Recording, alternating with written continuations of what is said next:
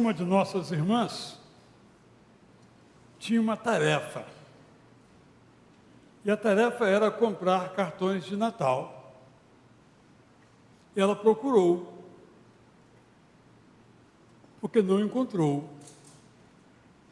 Porque os cartões de Natal não tinham Jesus.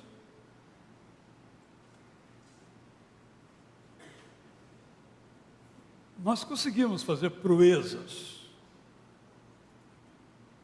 em não dizer, dizendo o que estamos dizendo. Natal. Por isso, nós temos sempre salientado aqui, há 20 e tantos anos que aqui me encontro, esse refrão. Só nós contamos a história de Jesus. E nós contamos a história de Jesus porque entendemos que essa história é absolutamente vital. É uma história transformadora. É uma história moldadora. É uma história que, conhecendo, temos a oportunidade de nos encontrar com o Salvador e ter nossas vidas totalmente transformadas. Nós sabemos, você sabe disso, um Natal sem Jesus, o ano que vem terá outro, do qual nem sequer nos lembraremos. Mas o Natal com Jesus, especialmente para aqueles que neste momento da vida, entendendo o que é o Natal, se curvam e recebem o perdão de Jesus, nunca será esquecido. Temos muitos textos sobre o Natal de Jesus. E para mim, um dos mais valiosos é o de Gálatas. Quando Paulo se dirige, então, aos Gálatas, buscando explicar a eles o que era a graça de Deus, ele diz as seguintes palavras.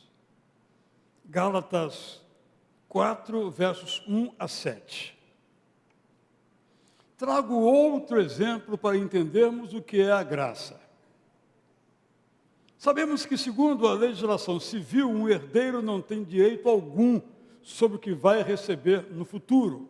Antes disso, ele é como qualquer pessoa e nada possui, embora no futuro venha a ser o dono de tudo.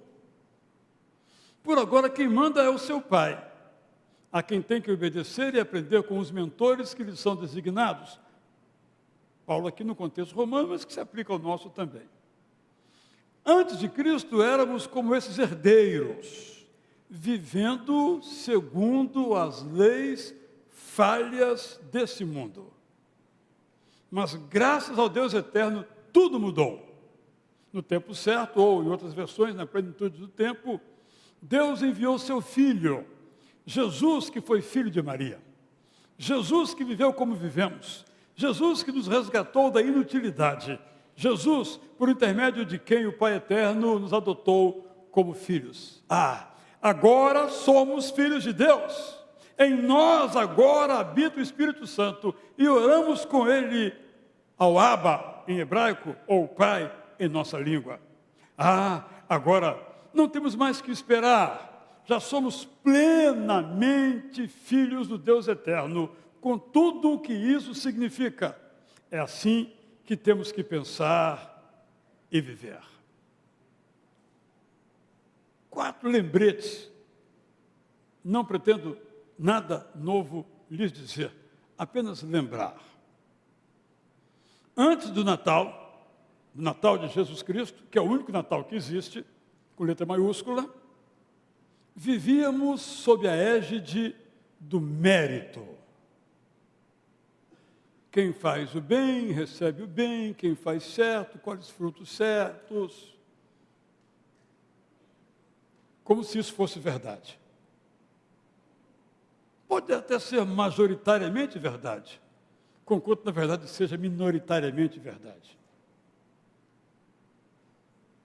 Então veio a graça. E a imagem que o apóstolo Paulo usa, bem típico da cultura romana, mas, como eu disse, se aplica à nossa, era daquele filhinho de papai, rico, o pai. Ele não. Mas o pai era rico. Ele podia até bater no peito: meu pai é rico e um dia eu vou ser rico. Um dia. Agora ele não é. Agora ele é filho do papai. Mais ou menos nesses termos lá era um pouco mais rigoroso em relação à legislação dos dias de hoje. Com isso vai dizer o seguinte: ele ainda não merece. Só merece quando o pai morre. Só será rico quando o pai morrer. É disso que o apóstolo Paulo está falando. Então ele diz que Jesus inaugurou uma nova maneira. Agora o filho não precisa esperar o pai morrer para ser rico. Ele é rico agora. Nosso caso aqui aplicando, rico da graça de Deus. O que em toda essa carta de Paulo aos Gálatas, que você certamente já leu e espero que leia outra vez, o que o apóstolo Paulo está dizendo é o seguinte: as regras da lei ou as regras religiosas não funcionam. Ele quer dizer o seguinte: a religião não nos torna pessoas melhores. Participar de uma igreja não nos torna pessoas melhores. O que nos torna pessoas melhores é a graça de Deus. Porque a graça coloca diante de nós um alvo, uma proposta, um horizonte, um caminho. Tal como Jesus viveu.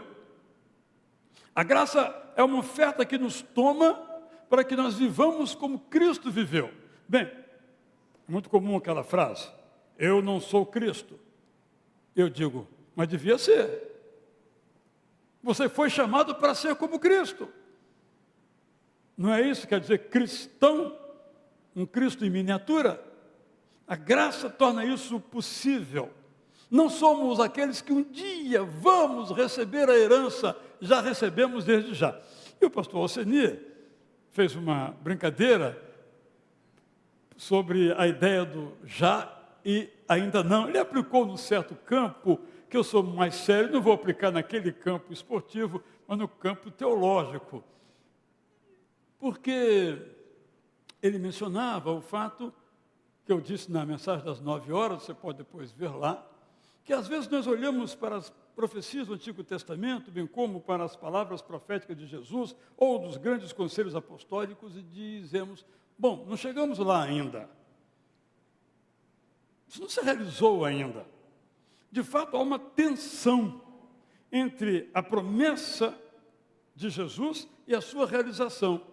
No caso do Antigo Testamento, essa tensão desapareceu, porque tudo aquilo que os profetas anunciaram que aconteceria, aconteceu quando Jesus veio.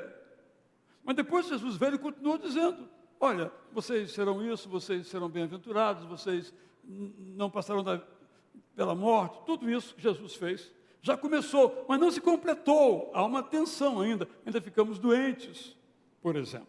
Esse foi o tom da palavra do pastor Alceni, e isso é real.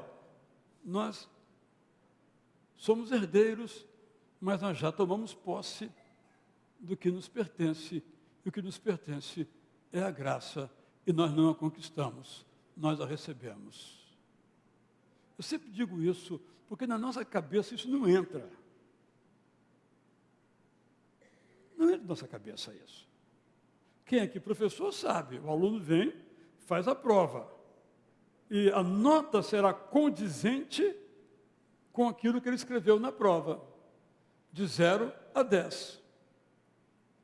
Fazendo o Enem agora, tantos fizeram, buscando aquela pontuação máxima, que lhe daria o direito à universidade que escolheu, e alguns ficaram para trás.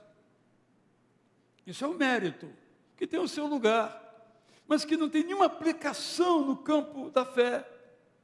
Porque no campo da fé isso fracassou. A lei fracassou, as regras religiosas fracassaram, não funcionaram. Porque a religião nos permite mentir, enganar, fazer de conta que. Por isso não funcionou. O sacrifício, no caso do Antigo Testamento, estava ali, a pessoa vinha trazer um boi bem grande, esse aí está arrependido mesmo, hein? O boizão que ele trouxe para sacrificar. Mas no seu coração ele continua dizendo: Eu faço isso porque se eu fizer, eu recebo meu perdão, mas é um bem grande, todo mundo vê que eu sou crentão, mas isso não quer dizer nada para mim, eu não creio nada disso, por exemplo, porque isso é possível nos rituais, mas na graça não, é a pureza, é encontro, é comunhão, é alegria, é prazer. Eu não faço nada para receber. O Natal veio sem que nós fizéssemos nada para receber. Então, pensemos na música que vocês cantaram agora, né? Maria teve o seu bebê. O que ela fez para ser a mãe do Salvador? Nada. Estava lá, o Espírito Santo enviado pelo Pai foi ao seu encontro e disse, olha Maria, dá uma notícia para você aí. Você vai ficar grávida. Como? Impossível. Tu sabes que é impossível. Mas vai. Bom, estou aí. Faça de mim o que tu quiseres. Primeiro recebeu a graça, depois aplaudiu a graça e procurou viver no compasso dessa graça. O Natal, portanto, é a demonstração de que Deus providenciou para nós a salvação. Eu tenho me perguntado, será que essa palavra salvação ainda devemos usá-la? Ainda faz sentido essa palavra? A minha conclusão é que sim. Penso que das palavras todas que usamos, salvação ainda é uma palavra que precisamos usar, que devemos usar, que faz todo o significado. Porque ela é o oposto de perdição. Perdição no sentido estrito da palavra. Que todas as palavras vão ganhando novos e novos significados. E ela se resume bem aquilo que Jesus Cristo fez.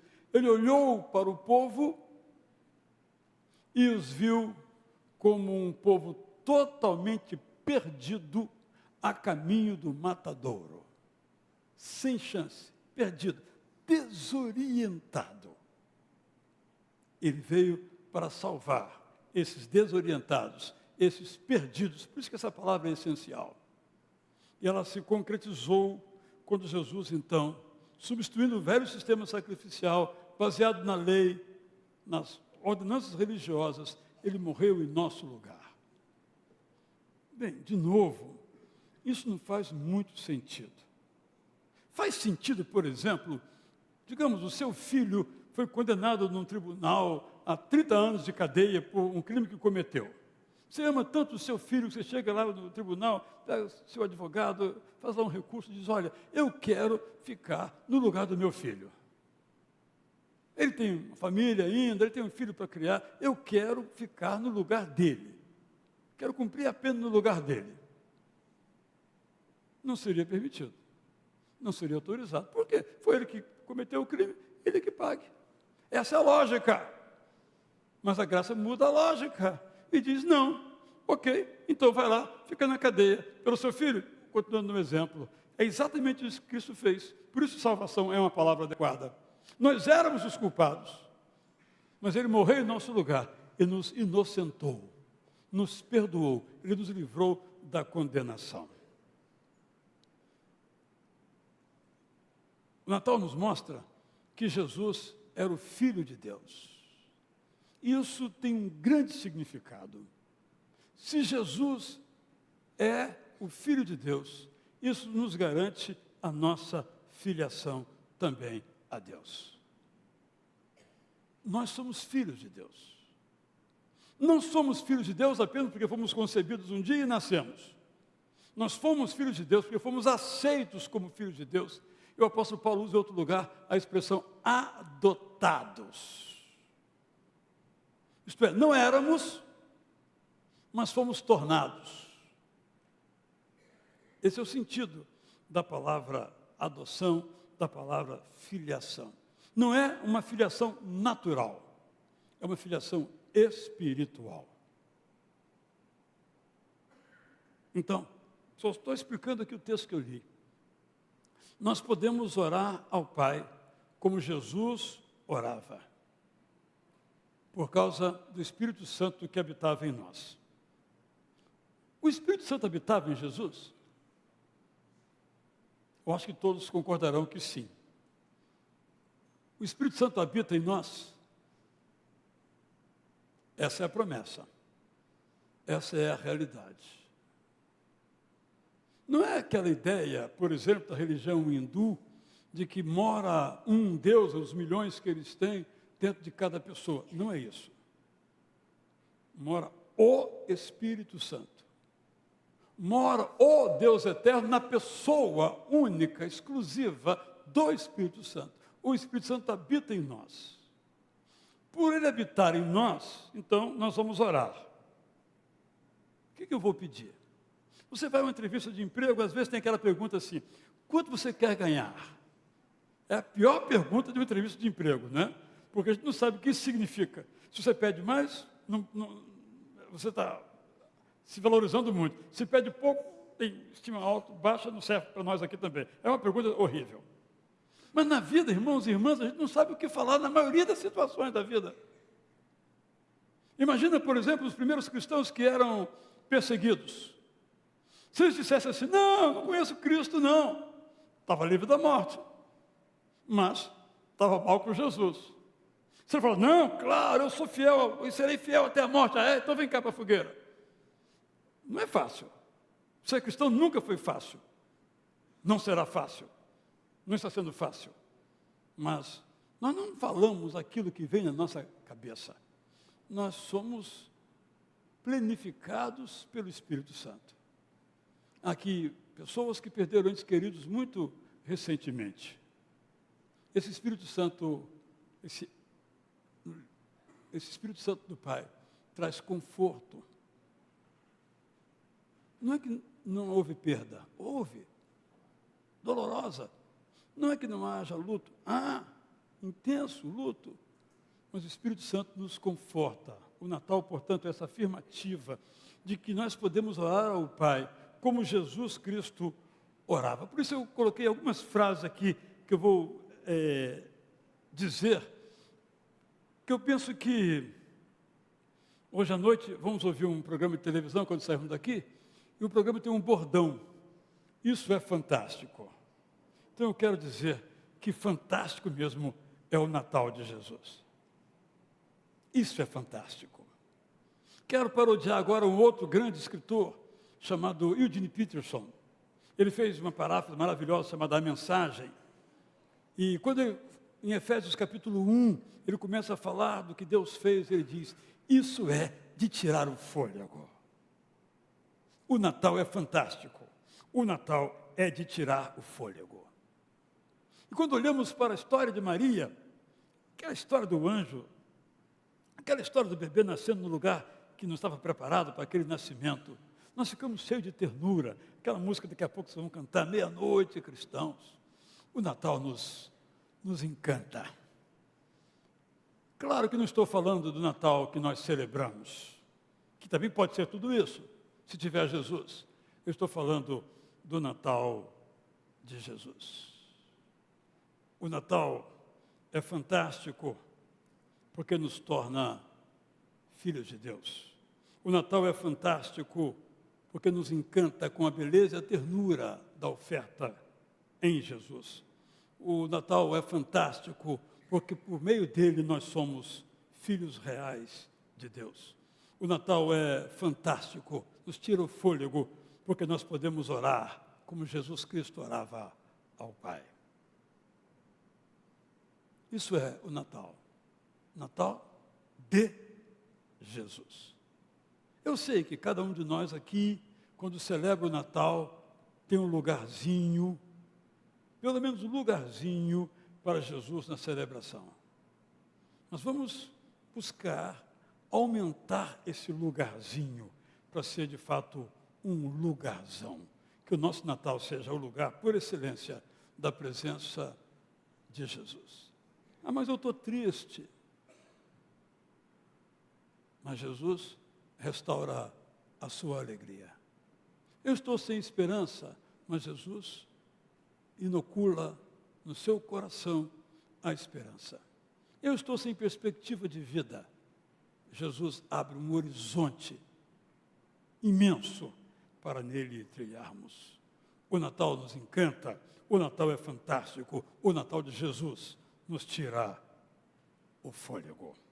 Que essas lembranças, repito, de novo, nada dizer quis, apenas lembrar o que é o Natal feliz. É o Natal da criança luz, é o Natal de Jesus.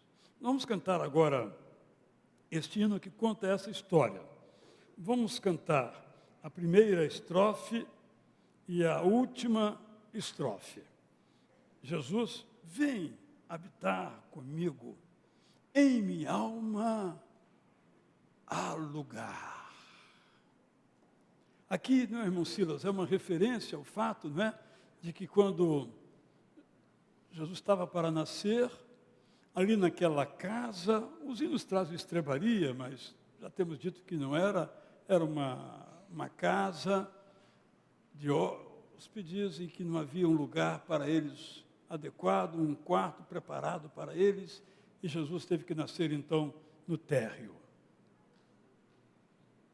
Não havia lugar. Mas ele nasceu assim mesmo. Então, essa música nos diz que em nossa alma há lugar. Tem lugar para Jesus na sua alma, Silas? Certamente. Certamente. E cada vez mais, né? Cada vez mais. Irmãos, deixa eu terminar com uma menção aqui bem pessoal. Já narrei isso antes, que eu sempre conto as mesmas histórias, porque a minha vida é muito pacata. Mas quando eu morava em Cianorte, no Paraná, Silas, meu quarto tinha 2 camas. A minha e a do hóspede. Quando vai chegar, eu não sei, mas estava lá separada para ele. E eu acho que é isso que a gente tem que fazer. Sempre ter um lugar para Jesus na nossa casa.